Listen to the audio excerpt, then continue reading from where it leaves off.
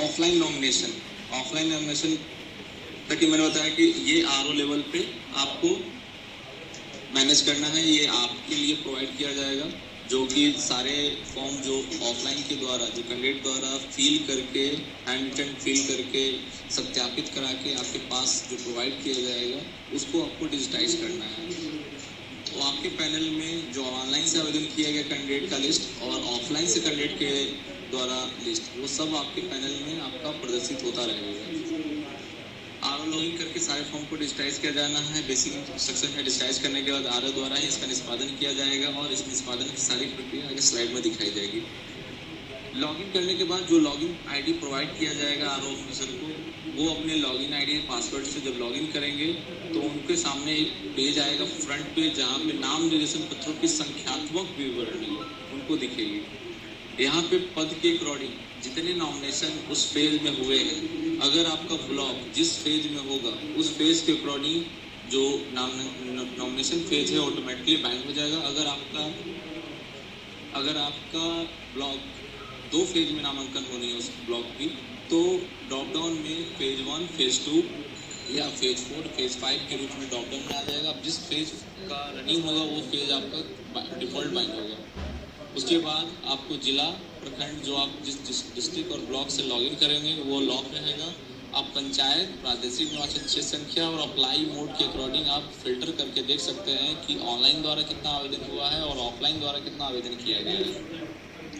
अगर ऑल करके आप सिलेक्ट करते हैं तो जितने कैंडिडेट ऑनलाइन और ऑफलाइन के द्वारा आवेदन किए गए हैं वो सारे आपको प्रदर्शित होंगे। यहाँ पे मैंने शो किया है, तो जितने पंचायत हैं और जितने प्रादेशिक निर्वाचन क्षेत्र संख्या है उसके अकॉर्डिंग सारा डिटेल्स सामने प्रदर्शित हो रहा है। यहाँ पे कुल नॉमिनेशन दिख रहा है 7, स्वीकृत 1, अस्वीकृत 0, वापसी 0, लंबित 6 और चुनाव लड़ने वाले सदस्य 2। नीचे में उसका बाइफर्केशन है कि ग्राम पंचायत सदस्य के अररिया डिस्ट्रिक्ट के प्रखंड अररिया जो भी आपका है, अररिया बस्ती पंचायत अररिया बस्ती के प्रादेशिक निर्वाचन क्षेत्र संख्या में 5 नॉमिनेशन हुआ है। नीचे कमलदहा में 12 हुआ है और कुरियार गांव में 1 हुआ है। टोटल 7 नॉमिनेशन हुए हैं। ऊपर में पूरा समरी है कि 7 नॉमिनेशन हुआ है, जिसमें से 1 को स्वीकृत किया गया है, अस्वीकृत 1 भी नहीं है, वापसी 1 भी नहीं है, मतलब विड्रॉल। लंबित जिनका अभी तक कोई स्टेटस मतलब एक्सेप्टेंस या रिजेक्शन नहीं किया गया, वो लंबित में जब रहते हैं। फाइनल 2 कैंडिडेट को फाइनलाइज किया गया है, मतलब कि पार्टी का आवंटन कर दिया गया है। उनका लिस्ट चुनाव लड़ने वाले सदस्य में प्रदर्शित हो रहा है। ये डेली रिपोर्ट के रूप में आपको दिखता रहेगा। यहाँ से आप एक्सेल और प्रिंट करके आप प्रिंट आउट ले सकते हैं कि किस वाले डिस्ट्रिक्ट, किस वाले पंचायत में आपका कितना नॉमिनेशन हुआ है, तो उसके अकॉर्डिंग आपका डेटा भी आता रहेगा। साथ ही साथ अगर आप डिटेल विवरण देखना चाहते हैं कि 7 नॉमिनेशन किस किस कैंडिडेट का हुआ है विथ डिटेल्स, तो आप नंबर जो प्रदर्शित हो रहा है इस नंबर पे आप क्लिक करेंगे। नंबर पे क्लिक करने के बाद यहाँ पे दिख रहा है इंस्ट्रक्शन की कुल नामांकन देखने के लिए क्लिक करना है। क्लिक करने के बाद 7 नॉमिनेशन अगर है तो 7 नॉमिनेशन का लिस्ट सामने प्रदर्शित होगा। यहाँ पे आपका पहला में फर्स्ट दिख रहा है। स्क्रॉल करके आप नीचे जाएंगे तो बाकी सारे कैंडिडेट का भी लिस्ट आपको दिखेगा। यहाँ पे कैंडिडेट का दिखेगा कि नाम, नामांकन संख्या, पद और बेसिक डिटेल्स, साथ ही नामांकन की स्थिति और मोड ऑफ अप्लाई। अगर मोड ऑफ अप्लाई आपके द्वारा नामांकन किया गया है तो मोड ऑफ अप्लाई ऑफलाइन होगा। अगर कैंडिडेट द्वारा किया गया होगा तो मोड ऑफ अप्लाई ऑनलाइन रहेगा। कैंडिडेट द्वारा संपूर्ण विवरण देखने के लिए, मतलब जो आप विवरण देखना चाहते हैं, एफिडेविट का डिटेल्स देखना चाहते हैं, तो संपूर्ण वाले विवरण पे क्लिक करेंगे। संपूर्ण विवरण पे क्लिक करने के बाद कैंडिडेट के फोटो के साथ बेसिक डिटेल्स सामने आएगा। साथ ही साथ एफिडेविट का लिंक भी राइट हैंड साइड में रहेगा, जहां से उसके अपलोड किए हुए एफिडेविट को या आपके द्वारा जो अपलोड किया गया एफिडेविट है वो आप दोबारा देख सकते हैं।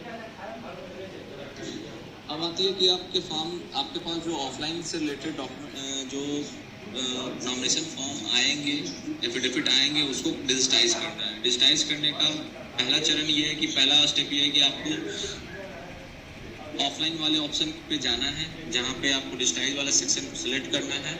उसके बाद ये फॉर्म आएगा। फॉर्म आने के बाद आपको, जैसा कि ऑनलाइन से आवेदन किया गया था आवेदक के द्वारा अभ्यर्थी द्वारा वैसे ही आपको सिलेक्ट करना है उसके पद को। जिला और प्रखंड, क्योंकि आप अपने जिला और प्रखंड से आपका लॉगिन जो होगा वो लॉक रहेगा, उसको आप चेंज नहीं कर सकते हैं, यानी आवेदन उसी प्रखंड का ही होगा। तो पंचायत का नेम, यानी किस पंचायत के लिए नामांकन के लिए आवेदन किया गया है, वो फॉर्म में देख के जो हार्ड कॉपी आपके पास होगा अभ्यर्थी का, उसको डिटेल्स सेलेक्ट करना है। उसके प्रादेशिक निवासी क्षेत्र संख्या को सिलेक्ट करना है, टाइटल सिलेक्ट करना है, अभ्यर्थी का नाम सिलेक्ट करना है, सेम फॉलो करना है जैसे कि अभ्यर्थी द्वारा मैंने पहले बताया। नाम लिखने के बाद स्पेस देना है। 2 नाम है अगर फर्स्ट नेम लास्ट नेम, तो नाम के पहला नाम के बाद स्पेस देना है, सेकंड नाम के बाद भी स्पेस देना है, ताकि वो हिंदी में कन्वर्ट हो जाए। यानी हिंदी में कन्वर्ट हो जाए ये सुनिश्चित कर लेंगे तभी आगे बढ़ेंगे, क्योंकि हिंदी अभ्यर्थी के हिंदी के फर्स्ट लेटर के अकॉर्डिंग उनका प्रतीक आवंटन होना है। तो ये बहुत ज़रूरी है कि जो अभ्यर्थी का नाम है वो सही से भरा जाना चाहिए। अभ्यर्थी का नाम इंग्लिश में दर्ज अगर प्रपत्र में भरा गया है तो आप उसको देख के भर सकते हैं, अगर उसने नहीं भरा है तो आप ब्लैंक छोड़ सकते हैं। पिता माता पति का नाम हिंदी में दर्ज करना है, संबंध सिलेक्ट करना है, माता पिता या पति ड्रॉप डाउन में होगा। उम्र सिलेक्ट करनी है कैंडिडेट की, लिंग और श्रेणी। यहाँ भी सेम चीज़ आपको सिलेक्ट करना है। जो चालान पत्र हार्ड कॉपी में उस प्रपत्र के साथ अटैच करके आपको दिया जाएगा, उसमें आप उसके चालान पत्र से या नाजिर रसीद के पत्र से आप देख लेंगे कि आपका जो नामांकन शुल्क जो दिया गया है इस श्रेणी और इस लिंग के अकॉर्डिंग है या नहीं है। मतलब कि नामांकन शुल्क निर्धारित किया गया है कि इस पद के लिए, इस लिंग के लिए, इस श्रेणी के लिए इतना होना चाहिए, तो उसके अकॉर्डिंग वो चालान रसीद सही, वो चालान उतने अमाउंट का है या नहीं, ये आपको वैलिडेट कर लेना है अपने स्तर पर। उसके बाद ही आगे प्रोसीड करनी है। अभ्यर्थी का पता सिलेक्ट करना है, नामांकन संख्या सिलेक्ट करनी है, मोबाइल संख्या, जो मोबाइल संख्या प्रपत्र के साथ आपको दिया जाएगा, हार्ड कॉपी में आएगा, वो अभ्यर्थी का वो आपको सही से इंटर करना है। कैंडिडेट जिस अब सेम चीज़ यहाँ भी आपको आएगी कि जिस पद के लिए आपको सिलेक्ट किया गया है उसके अकॉर्डिंग उसका डिस्ट्रिक्ट, ब्लॉक, पंचायत लॉक हो जाएगा। वो सिर्फ प्रादेशिक निवासी क्षेत्र संख्या चेंज कर सकते हैं। अलग अलग पोस्ट की अलग अलग कंडीशन है, वो आप उसी तरह से आपको फॉलो करना है। डाकघर और पोस्ट ऑफिस बाकी डिटेल्स जैसा कि ऑनलाइन नॉमिनेशन में हुआ था सेम चीज़ करना है और आगे बढ़ना है। आगे बढ़ने के बाद आपके पास भी ऐसे ही कंफर्मेशन मैसेज आएगा, यहाँ पे आप देख के आप आगे बढ़ेंगे, अदरवाइज एडिट करके अपडेट करना चाहते हैं तो अपडेट कर सकते हैं। फाइनल सबमिट करने के बाद यहाँ पे जो डॉक्यूमेंट्स आपके पास अपलोड आपके पास जो आएगा उसका टाइमिंग क्या था, डेट क्या था, हो सकता है कि आप सेम डे में उसको डिजिटाइज नहीं किए हैं, तो आप नोट करके फिजिकली रजिस्टर में मेंटेन करके रखेंगे। कोशिश करेंगे कि सेम डे सारा नामांकन डिजिटाइज हो जाए। उस डेट, जिस डेट में और जिस टाइम में आपका रिसीविंग हुआ है उसको आपको दर्ज करना है। साथ ही साथ जो रजिस्टर, जिस रजिस्टर पे आप उसका रिसीविंग ले रहे हैं उसका सीरियल नंबर, डेट और टाइम ये सही से आपको इंटर करना है। उसके बाद सबमिट करना है। सबमिट करने के बाद फिर आपके पास ये ऑप्शन आएगा, ये आपका प्रपत्र 6 आपके पास प्रिंट होके आ जाएगा। इसका एक प्रिंट करके आप उसी प्रपत्र जो हार्ड कॉपी सबमिटेड रहेगा उसके साथ आप इसको अटैच कर सकते हैं। इसके बाद पे नाउ का दिया गया है लिंक, यहाँ पे है कि आप प्रपत्र जो उसके साथ चालान की रसीद संलग्न की जाएगी उसको आप उसके बेसिक डिटेल्स को, चालान की रसीद संख्या और डेट को आप डाल के अपलोड कर देंगे। वहाँ पे आपका कि ऑफलाइन से आवेदन किया है तो उसने चालान नाजिर रसीद के द्वारा पेमेंट किया होगा, तो वो चालान नाजिर की रसीद संख्या का प्रिंट आउट आपके पास वो प्रोवाइड करेगा जो प्रपत्र के साथ। उसको देख के चालान नाजिर की संख्या दर्ज करनी है, चालान की तारीख सेलेक्ट करनी है और चालान पत्र अपलोड करना है। जब सारी प्रक्रिया इसी तरह से जितने कैंडिडेट का आपके पास डिटेल्स आता जाएगा सबको डिजिटाइज जब कर देंगे, फाइनल उसका रिसीविंग ले लेंगे, तब जाके यहाँ पे फाइनल अब जो समीक्षा की डेट निर्धारित की जाएगी वो निर्धारित समय में ही ये समीक्षा वाला पैनल खुलेगा, अदरवाइज वो पैनल ब्लॉक रहेगा। तो जैसा कि फर्स्ट फेज का नॉमिनेशन है, अगर आप समीक्षा वाले टैब पे जाते हैं, मेनू पे जाते हैं, तो ये पेज डायरेक्ट नहीं खुलेगा, क्योंकि वो डेट जिस डेट में आपका समीक्षा होनी है उसी डेट में ये पेज प्रदर्शित होगा। तो अगर उस डेट में आपकी समीक्षा की तारीख आ गई है तो ये पेज इनेबल होगा। उसमें आपको पद सिलेक्ट करना है, पंचायत का नाम सिलेक्ट करना है और प्रादेशिक निर्वाचन क्षेत्र संख्या सिलेक्ट करना है कि किस प्रादेशिक निर्वाचन क्षेत्र संख्या के अकॉर्डिंग के लिस्ट को या कैंडिडेट को हमको समीक्षा करनी है। समीक्षा करने के लिए जितने कैंडिडेट प्रादेशिक निर्वाचन क्षेत्र संख्या 1 में नॉमिनेटेड होंगे, चाहे ऑफलाइन या ऑफलाइन, उस सारे का लिस्ट यहाँ पे प्रदर्शित होगा। यहाँ प्रदर्शित होने के बाद यहाँ पे ऑप्शन दिया रहेगा राइट हैंड साइड में समीक्षा। समीक्षा का मतलब आपका स्क्रूटनी करने के लिए आपको समीक्षा वाले बटन पे क्लिक करना है। क्लिक करने के बाद जिस कैंडिडेट का समीक्षा आप कर रहे हैं उसका बेसिक डिटेल सामने प्रदर्शित होगा। जो एफिडेविट अपलोड किया गया है या ऑफलाइन के द्वारा या ऑनलाइन के द्वारा, वो व्यू के रूप में एफिडेविट में यहाँ दिखेगा। अगर कैंडिडेट द्वारा एफिडेविट प्रोवाइड नहीं किया गया है, अपलोड नहीं किया गया है, तो आप उसका रिसीविंग भी नहीं ले सकते हैं। साथ ही अगर आपने अपलोड नहीं किया उस कैंडिडेट का एफिडेविट, तो यहाँ पे सबमिट बटन डिसेबल हो जाएगा। यानी कि अगर यहाँ पे एफिडेविट अपलोड नहीं है, एनए मतलब नॉट अवेलेबल, तो आपका सबमिट नहीं होगा। तो ये ध्यान रखना है, अगर यहाँ सबमिट बटन इनेबल नहीं है, इट मीन आप कंफर्म हो लेंगे कि आपने जो एफिडेविट अपलोड किया है वो हुआ है या नहीं हुआ है। अगर नहीं हुआ है तो आप उसको अपलोड करेंगे। उसके बाद एक्सेप्ट और रिजेक्ट। एक्सेप्ट का मतलब है कि अगर सारी इंफॉर्मेशन जो अभ्यर्थी द्वारा या आपके द्वारा जो भरा गया है उसका डेट का डिटेल्स, वो एफिडेविट में रिव्यू करके चेक करने के बाद अगर सब कुछ सही है तो उसको एक्सेप्ट करना है। अगर कोई त्रुटि रह गई हो किसी कारण से, तो जो आपने भरा है उसको तो आप अपने लेवल पर स्तर से चेक करेंगे। जो ऑनलाइन से आवेदन किया गया है उसमें अगर कुछ त्रुटि रह गई हो, एफिडेविट में कोई प्रपत्र अपलोड नहीं है, तो उसको आप रिजेक्ट कर सकते हैं। रिजेक्ट करने के लिए आपको रिजेक्ट का कारण दर्ज करना है। ये ध्यान रखना है कि रिजेक्ट का कारण दर्ज करना है। एक्सेप्ट करने के स्क्रूटनी करने के बाद जितने सारे कैंडिडेट का स्क्रूटनी जब कंप्लीट हो जाएगा तो फिर उसका एक लिस्ट फाइनल होगा। लिस्ट फाइनल होने के बाद वो लिस्ट आपके प्रपत्र 7, यानी कि जिसका स्क्रूटनी एक्सेप्टेंस हो चुका होता है उसी का प्रपत्र 7 बनता है। प्रपत्र 7 में वही कैंडिडेट का लिस्ट आएंगे जिसका स्क्रूटनी एक्सेप्टेड है। रिजेक्टेड के केस में उनका लिस्ट प्रपत्र 7 में नहीं आएगा। तो 4 लोगों का एक्सेप्टेंस हुआ था, 4 लोगों का यहाँ पे लिस्ट आ रहा है और उसमें सामने में ये भी दिख रहा है कि जिस जिला, जिस प्रखंड, प्रादेशिक निर्वाचन क्षेत्र संख्या का जो इन्फॉर्मेशन है वो आपके हेडिंग में भी दिख रहा है। अब इसके बाद की प्रक्रिया, यहाँ से आपका प्रपत्र 7 निर्धारित हो जाएगी। उसके बाद का जो प्रक्रिया है विड्रॉल।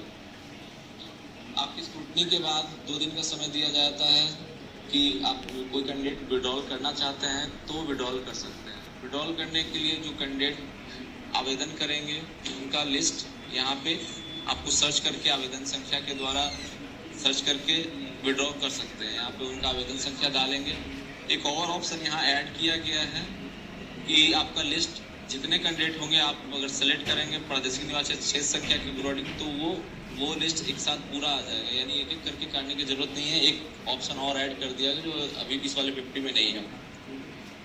तो यहाँ से सारा लिस्ट को आप फाइनल करके एक एक करके विड्रॉल आप कर सकते हैं। अगर 2 कैंडिडेट का आया तो 2 कैंडिडेट का लिस्ट सामने आएगा। जिस वाले बटन को आप क्लिक करेंगे वो विड्रॉल हो जाएगा। जैसा कि मैंने एक को सर्च किया तो उस कैंडिडेट का बेसिक डिटेल सामने आ गया। सामने में उसका विड्रॉ का ऑप्शन दिख रहा है। विड्रॉ पे जैसे क्लिक करेंगे फिर से कैंडिडेट का बेसिक इन्फॉर्मेशन आएगा, एफिडेविट का डिटेल्स आएगा और नीचे में नामांकन वापसी का विवरण दर्ज करना है। नामांकन भी उसके लिए जो भी आवेदन आएगा उसको एक रजिस्टर में मेंटेन करेंगे कि कितना वापसी के लिए आवेदन आया है। तो उसका रजिस्टर की अनुक्रमांक संख्या के अकॉर्डिंग उसका एंटर करते जाएंगे। नाम और उसका नॉमिनेशन आईडी, नामांकन संख्या दर्ज करेंगे उस रजिस्टर में और जो रजिस्टर का अनुक्रमांक संख्या होगा वो यहाँ आप दर्ज कर देंगे। तारीख दर्ज कर देंगे जिस तारीख में आपका नामांकन हुआ है। ध्यान है कि नामांकन विड्रॉल जिस डेट में होना है बस वही 2 डेट आपका इनेबल होगा, बाकी सारे डेट डिसेबल हो जाएंगे। विड्रॉल की सारी प्रक्रिया कंप्लीट होने के बाद आप अभ्यर्था वापसी की सूची देखना चाहते हैं तो वापसी वाले सूची में जाएंगे तो जितने कैंडिडेट का अभ्यर्था वापसी हुई है उसका सूची प्रपत्र 8 में बन के आ जाएगा। उसके बाद की प्रक्रिया है जब सारे चीज़ प्रक्रिया कंप्लीट हो जाती है, मतलब आपका नामांकन का सारा डिटेल्स हो गया, स्क्रूटनी हो गया, प्रपत्र 7 देख लिया आपने, विड्रॉल की प्रक्रिया कंप्लीट हो गई, तो जो प्रतीक आवंटन का समय होगा प्रतीक आवंटन के डेट के अकॉर्डिंग ये पैनल इनेबल होगा और यहाँ से अब फाइनली आप प्रतीक आवंटन कर सकते हैं। प्रतीक आवंटन करने के लिए आपको पद सिलेक्ट करना है, पंचायत सिलेक्ट करना है, वार्ड या प्रादेशिक निर्वाचन क्षेत्र संख्या को सेलेक्ट करना है। उसके अकॉर्डिंग आप डेटा फिल्टर करेंगे तो जितने कैंडिडेट का लिस्ट होगा वो कैंडिडेट का लिस्ट यहाँ पे उस प्रादेशिक निर्वाचन क्षेत्र संख्या के अकॉर्डिंग यहाँ लिस्ट प्रदर्शित हो जाएगा। साथ ही साथ ग्राम पंचायत के सदस्य के लिए जो प्रतीक आवंटन किया गया है, लिस्ट दिया गया है, निर्धारित प्रतीक जो है उसके अकॉर्डिंग राइट हैंड साइड में वो लिस्ट आपके सामने आ जाएगा। इसको आप देख सकते हैं स्क्रॉल करके। और जो लिस्ट है, अब यहाँ ध्यान देने वाली बात है कि अगर एक वार्ड में, सेम पंचायत के एक वार्ड में अगर एक नाम से दो कैंडिडेट ने नामांकन दर्ज किया है, जैसे अजय कुमार 1, अजय कुमार 2, यानी अजय कुमार 1 कैसे हुआ, अगर एक नाम से दो कैंडिडेट ने नामांकन किया है तो प्रतीक आवंटन के समय अजय कुमार 1 और अजय कुमार 2 के नाम से वो मेंशन हो जाएगा। साथ ही उनका जो नामांकन पत्र सबमिट करने की तिथि है वो आपके सामने उसके अकॉर्डिंग आ जाएगा। जो पहले किया है उसका लिस्ट पहले आएगा, जो बाद में किया है वो बाद में आएगा।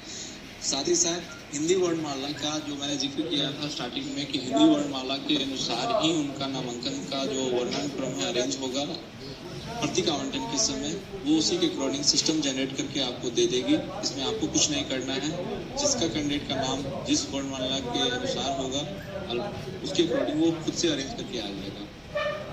अगर किसी कारणवश जो नाम दर्ज किया गया है कुछ ऐसा संयुक्ताक्षर वर्ड्स यूज किया गया है, ऐसा कुछ ऐसा लग रहा है कि ये अरेंजमेंट हिंदी वर्णमाला के अनुसार आपके अकॉर्डिंग वो सही नहीं है, तो आप मैनुअल सॉर्टिंग कर सकते हैं। मैनुअल सॉर्टिंग के लिए आप मैनुअल सॉर्टिंग वाले ऑप्शन को टिक करेंगे तो आपके पास ऑप्शन आ जाएगा कि आपको टॉप में किसको रखना है, सेकंड में किसको रखना है। तो मैंने एक एग्जांपल के लिए अजय कुमार 2 को 1 में किया है, अजय कुमार 1 को 2 में किया है। अगर इसको आप फाइनल सॉर्टिंग करते हैं तो अजय कुमार जो 2 में है वो 1 में चले जाएंगे, 1 वाले 2 में चले जाएंगे, यानी कि ये जिस आपके अकॉर्डिंग सॉर्टिंग हो जाएगा। लेकिन यहाँ पे ध्यान देने वाली बात है कि आपके द्वारा सॉर्टिंग किया गया डिटेल्स आयोग के पास एक सुरक्षित रखा जाएगा, ताकि आपके से ये इसके बारे में पूछा जा सकता है कि आपने सॉर्टिंग किस आधार पे किया है। तो ये डिटेल्स ऑलरेडी हमारे पास एक आयोग के पास रहेगा, ताकि पता चल सके कि पहले जो सिस्टम जनरेट करके दी है और आपने जो चेंज किया है उसमें क्या डिफरेंस है और आपने क्यों किया है। अगर आपको मैनुअल सॉर्टिंग की आवश्यकता नहीं है तो उस ऑप्शन को आप टिक नहीं करेंगे, आप सिंपली असाइन बटन पे क्लिक करेंगे। असाइन बटन पे क्लिक करने के बाद यहाँ पे मैसेज आ जाएगा प्रतीक आवंटन सफलतापूर्वक हो गया है। जो जिस कैंडिडेट का लिस्ट नाम पहले अक्षर के अनुसार फर्स्ट में होगा उनको प्रतीक आवंटन के लिस्ट का पहला सिंबल आवंटन कर दिया जाएगा। तो अजय कुमार 1 को देख रहे होंगे बैक साइड में गेहूं की बाली मिली है और अजय कुमार 2 को पीपल का पत्ता मिला है। वैसे जितने कैंडिडेट होंगे उनका लिस्ट स्क्रॉल करके जब नीचे आएंगे तो आपको दिख जाएगा। इसके अकॉर्डिंग जिस सीक्वेंस में अरेंजमेंट है उसी सीक्वेंस में उनका प्रतीक का सिंबल अलॉट हो जाएगा। जैसे कि 5 कैंडिडेट थे उनका प्रतीक आवंटन इस तरह से निर्धारित कर दिया गया। जो पहले में थे उनको पहला मिला, सेकंड में सेकंड को मिला। इसको आप अपने रिकॉर्ड के लिए अपने पास रख सकते हैं। एक चीज़ और है कि अगर ग्राम पंचायत सदस्य के लिए अगर जो नामांकन का जो एक फिक्स किया गया है कि इतने नामांकन मैक्सिमम सीट, अगर उसके अलावा भी कैंडिडेट द्वारा सीट फॉर्म भरा गया है, मतलब 20 से ज़्यादा अगर ग्राम पंचायत सदस्य के लिए किया गया है, अगर 20 के अलावा 25 हुआ है तो 20 का तो निर्धारित प्रतीक से आवंटन कर दिया गया। जो 5 कैंडिडेट जो बचेंगे उनका प्रतीक आवंटन कहाँ से होगा, तो प्रतीक आवंटन के लिए जो सुरक्षित प्रतीक आवंटन के लिए लिस्ट दिया जाएगा सुरक्षित प्रतीक वाले आवंटन से किया जाएगा। तो जब आप यहाँ से प्रतीक आवंटन कर रहे हैं तो इसमें टोटल 25 कैंडिडेट का लिस्ट आएगा, जिसमें से 20 कैंडिडेट का आवंटन प्रतीक निर्धारित प्रतीक से हो जाएगा ऑटोमेटिकली।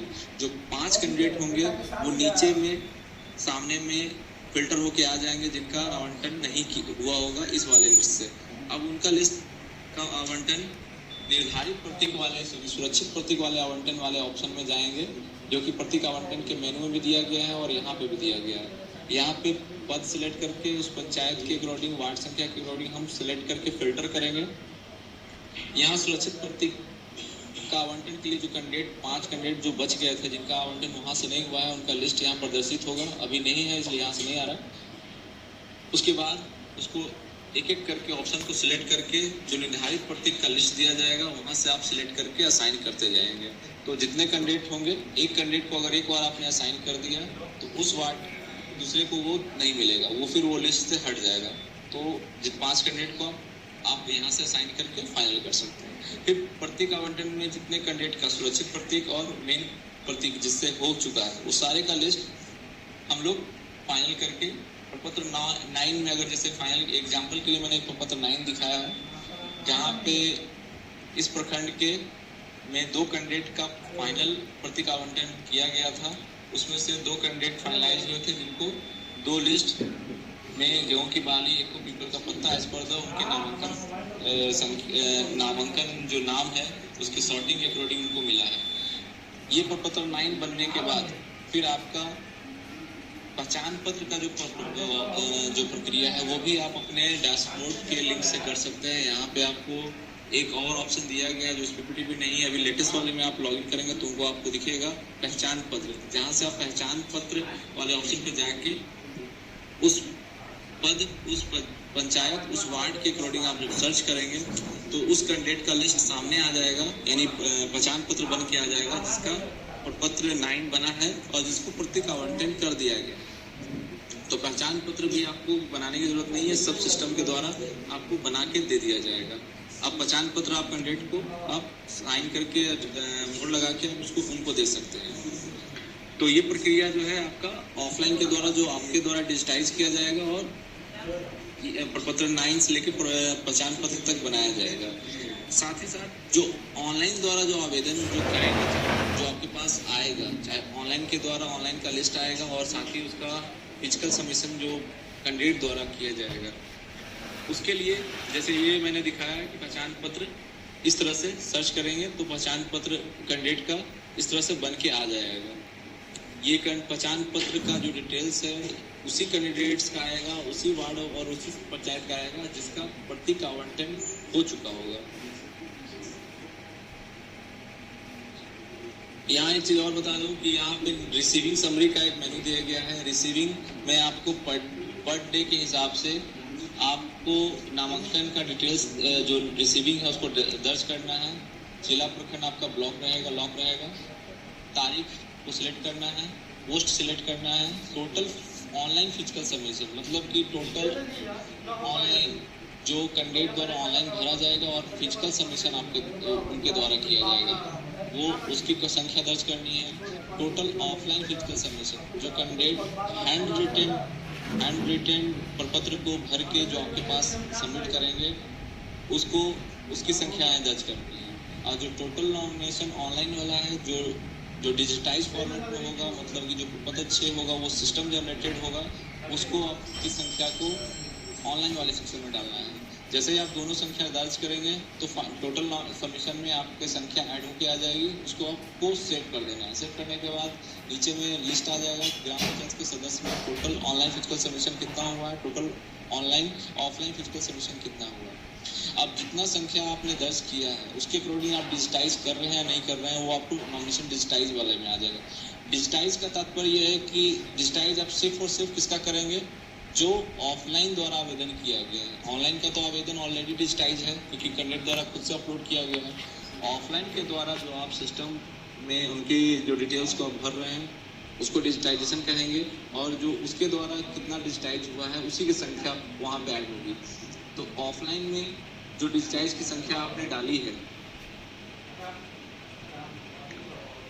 20 के अकॉर्डिंग अगर आप 20 डिजिटाइज कर देते हैं ऑफलाइन वाले पार्ट को तो डिजिटाइज वाले सेक्शन में आपको वो दिखेगा। यहाँ पे आपको दिख रहा है कि टोटल रिसीव कितना मैंने किया था, 20 किया था, लेकिन डिजिटाइज कितना किया है मैंने, 2 किया है। तो टोटल पेंडिंग आपको दिखता रहेगा। इससे आप कंफर्म हो लेंगे कि डिजिटाइज इतना हुआ है, पेंडिंग इतना हुआ है। तो ये रिकॉर्ड आयोग के पास भी होगा जिससे आपको वहाँ से भी हम लोग देख सकते हैं कि आपके द्वारा कितना रिसीव किया गया है और कितना डिजिटाइज किया गया है। तो डिजिटाइज सिर्फ और सिर्फ किसका होगा, ऑफलाइन से द्वारा आवेदन को डिजिटाइज करना है जो आपके लेवल पे होना है।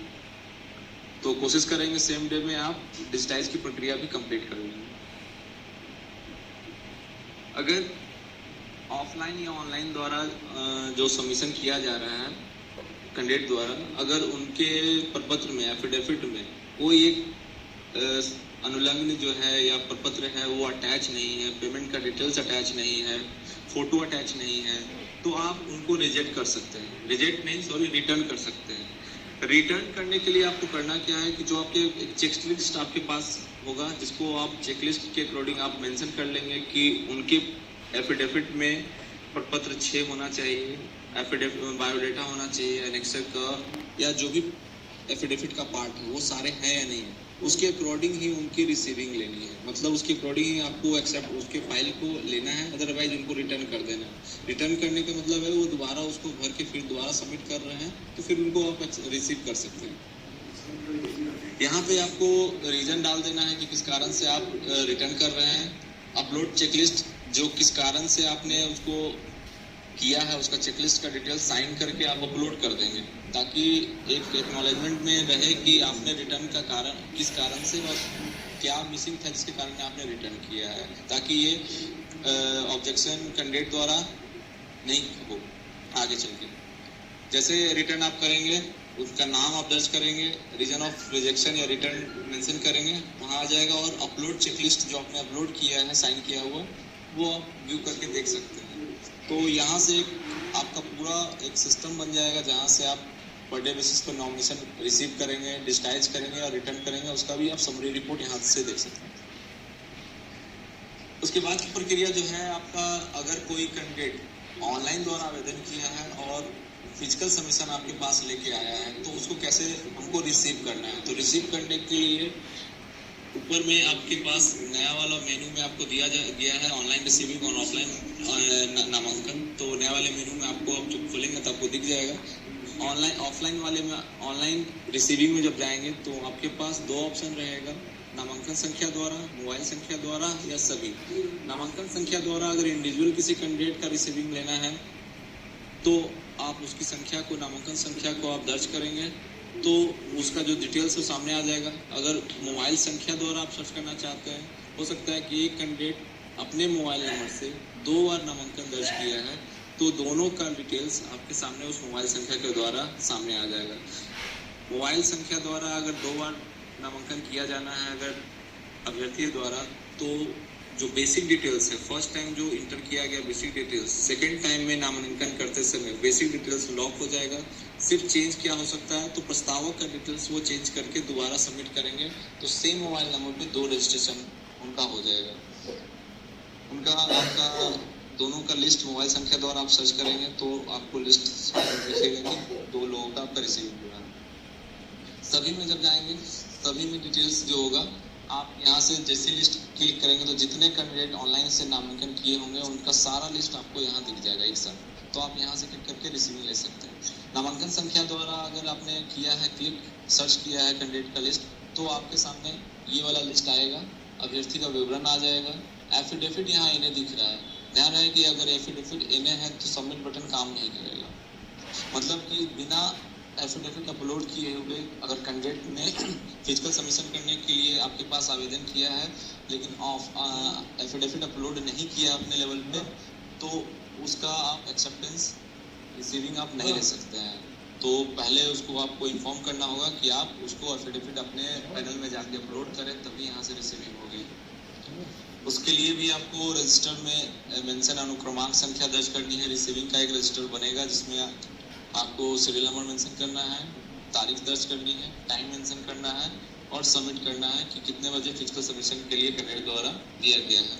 सबमिट करने के बाद आपका ये प्रक्रिया, ऑनलाइन प्रक्रिया जो है रिसीविंग की, कंप्लीट हो जाती है। और बाकी प्रक्रिया मैंने आपको दिखा दिया कि स्क्रूटनी कैसे होना है, प्रसाद कैसे बनेगा और बाकी प्रक्रिया कैसे होनी है, वो सब चीज़ मैंने आपको बता दिया। ये आपका ऑनलाइन द्वारा और ऑफलाइन द्वारा नामांकन की प्रक्रिया है वो कंप्लीट।